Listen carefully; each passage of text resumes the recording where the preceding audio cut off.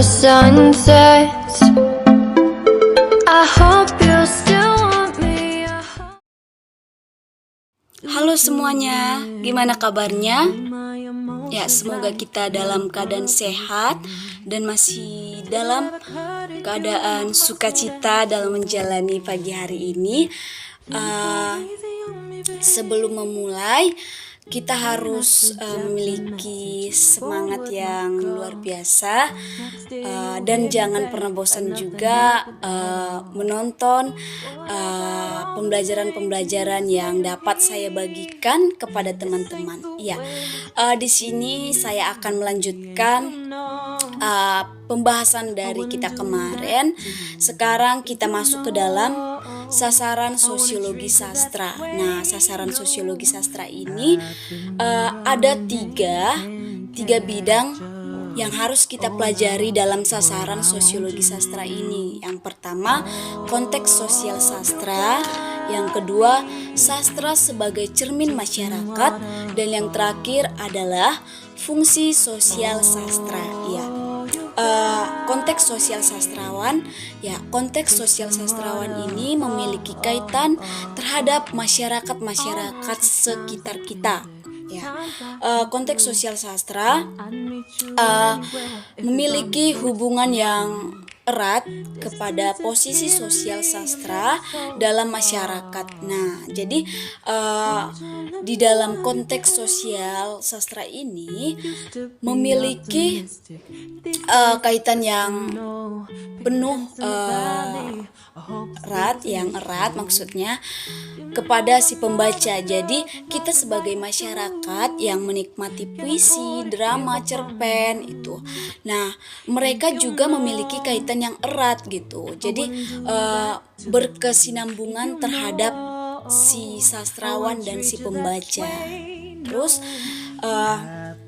yang kedua, sastra sebagai cermin masyarakat. Nah, sejauh ini sastra dianggap sebagai cerminan dari keadaan masyarakat. Jadi sastra ini apa yang menjadi karya-karya yang diciptakan oleh sastrawan itu adalah cermin dari masyarakat, cerminan dari perilaku, tindakan, apa yang dialami masyarakat, apa yang dirasakan masyarakat.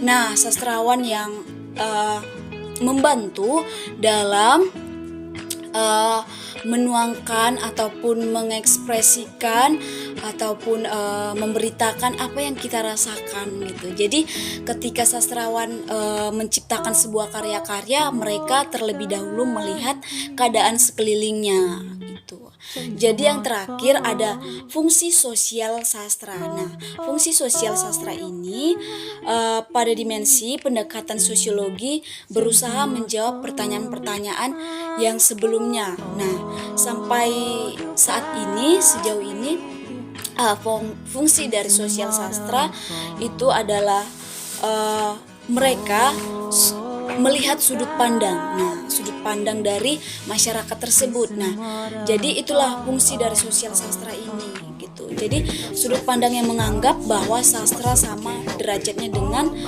misalnya nih pendeta dan atau nabi. Jadi sudut pandang sastra itu misalnya karya si A dan si B memiliki sudut pandang yang sama, tetapi fungsi dari mereka sama-sama memberitakan atau memberikan amanat atau pesan kepada si pembaca tersebut. Jadi inilah fungsi sosial sastra gitu. Terus ada sudut pandangan orang lain yang menganggap bahwa sastra bertugas sebagai penghibur belaka. Ya, pada umumnya fungsi sosial sastra itu adalah fungsi pendekatan yang sosiologis, berusaha menjawab pertanyaan-pertanyaan seperti sampai seberapa jauh nilai sastra berkaitan dengan nilai sosial. Jadi fungsi sosial ini mengambil titik tengah antara sejauh mana nilai sastra, kaitannya dengan nilai sosial. Jadi nilai sastra itu memiliki kaitan dengan nilai sosial karena dalam setiap karya-karya sastra itu diambil dari nilai sosial, perilaku sosial, keadaan sosial sekitar kita. Jadi itulah fungsi sosial. Nah, terus di sini juga ada sudut pandang bahwa sastra itu dianggap pembaca hanya sebagai penghibur belaka. Bahkan kalau seni ya seni gitu, untuk mengekspresikan ya mengekspresikan gitu, untuk menghibur ya menghibur gitu. Padahal fungsi sosial sastra adalah melihat bagaimana keadaan sosial.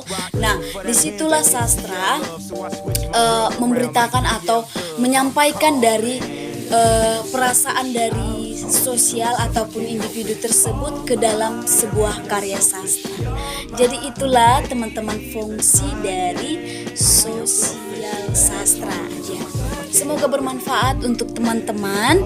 Semangat beraktivitas. Bye.